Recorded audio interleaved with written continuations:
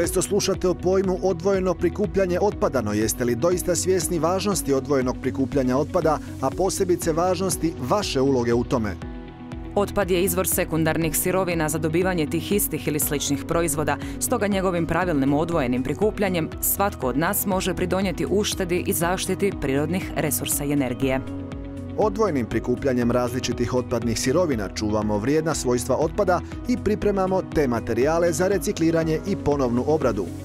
Osim ekoloških prednosti odvajanjem otpada možemo uštedjeti novac. Ukoliko nismo skloni odvajanju otpada, nego sve odlažemo u spremnik za miješani otpad, imat ćemo veću količinu predanog miješanog otpada, ujedno i veću cijenu usluge.